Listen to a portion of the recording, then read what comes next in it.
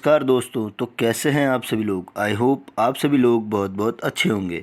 Welcome back to my channel Aware Pharma. और आज हम डिस्कस करने वाले हैं हमारी जो ICD 10 CM की जो बेसिक गाइडलाइंस चल रही थी उसका most important chapter adverse reaction, जिसके अंदर पॉइजनिंग और टॉक्सिक इफेक्ट भी हम कवर करेंगे। ठीक है, तो एडवर्स रिएक्शन होता क्या है। देखिए, अगर कोई फिजिशियन आपको कोई मेडिसिन प्रिस्क्राइब करता है आपके प्रॉब्लम के अकॉर्डिंग, और आप उस मेडिसिन को खाते हैं जैसे फिजिशियन ने डायरेक्ट किया था वैसे, जस्ट लाइक एन एग्जांपल, आपको अगर फीवर आ रहा है तो पैरासीटामोल आपको जो है 500 mg प्रिस्क्राइब किया डॉक्टर ने। आपने 500 mg पैरासीटामोल जो है खाया। उसके बाद आपको क्या हुआ, या तो वॉमिटिंग होने लगी, या हेडेक होने लगा, या डिजीनेस लगने लगी। तो ये उसका क्या है, एडवर्स रिएक्शन है, एडवर्स ड्रग रिएक्शन है उस ड्रग का जो आपने खाया। ठीक है, लेकिन पेशेंट कंप्लाइंस के अकॉर्डिंग, कंप्लाइंस वर्ड क्या होता है, जैसे फिजिशियन ने डायरेक्शन दी कि किस टाइम पे और कितना अमाउंट आपको इनटेक करना है मेडिसिन का, आपने वैसे इनटेक किया तब। अगर आप वैसे फॉलो नहीं कर रहे हैं तो उसको हम पेशेंट नॉन कंप्लाइंस में जो है कंसीडर करेंगे। ठीक है, तो एक ड्रग और केमिकल टेबल है। अभी तक हमने जो टेबल पढ़ी थी वो न्यूप्लस टेबल पढ़ी थी। अब बिनाइन, ठीक है, आपका जो है मैलिग्नेंट, वो हमने न्यूप्लाज्म टेबल पढ़ी थी। अभी जो है हम टेबल पढ़ेंगे वो ड्रग एंड केमिकल टेबल है। ठीक है, जिसमें कि आपको ड्रग और केमिकल दे रखे हो, जैसे एल्ब्यूटिन, एमिडोन, ठीक है, इथिनडियोन, ये सारे जो है ड्रग हैं।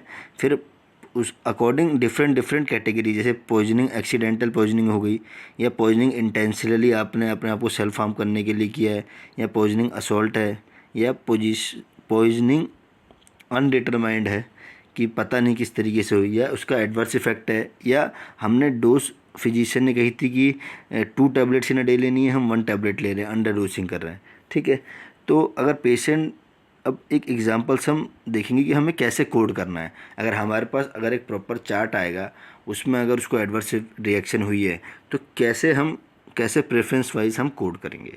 ठीक है, तो जैसे पेशेंट को प्रॉब्लम है, फिजिशियन ने उसको मेडिसिन ए दी। ठीक है, उसमें पेशेंट ने मेडिसिन ली, उसके बाद उसको रिएक्शन हुआ उस मेडिसिन से, नोजिया हुआ, या वोमिटिंग हुआ, या हेडेक हुआ, जो भी।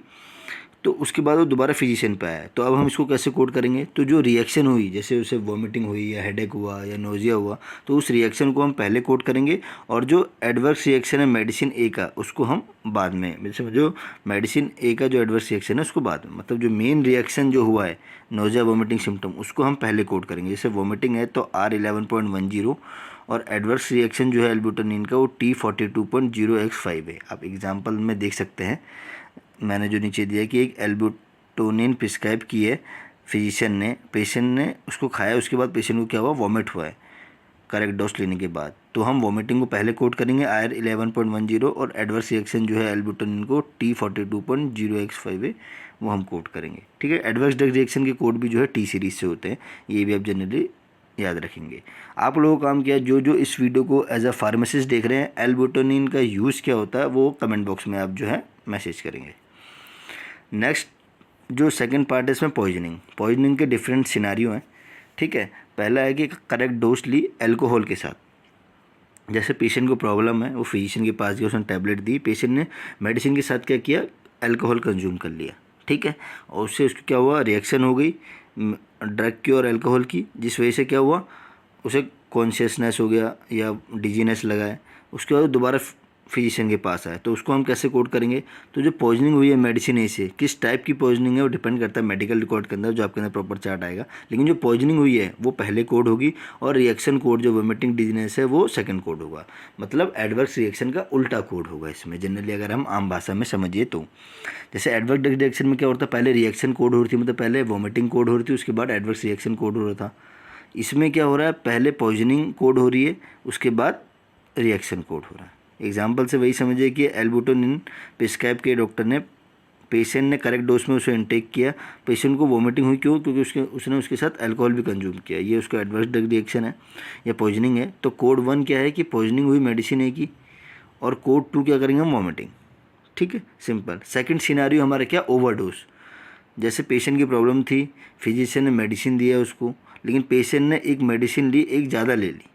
ठीक है, जैसे अगर आपको पेन हो रहा है तो ज़ैरोडोल प्रिस्क्राइब करी फिजिशियन ने, और डॉक्टर ने फिजिशियन ने प्रिस्क्राइब किया कि 250 mg जो है आप लीजिए ज़ेराडोल, लेकिन आपने जो है 2 टैबलेट ले ली 250 mg की, तो आपने क्या कर दी, ओवर डोसिंग कर दी। उस वजह से भी आपको क्या हुई, प्रॉब्लम हुई। तो आप दोबारा फिजिशियन के पास गए, तो उसको हम करेक्ट कैसे कोड करेंगे, सेम वही जैसे पॉइजनिंग हुई, मेडिसिन ए की और रिएक्शन कोड सेकेंडरी।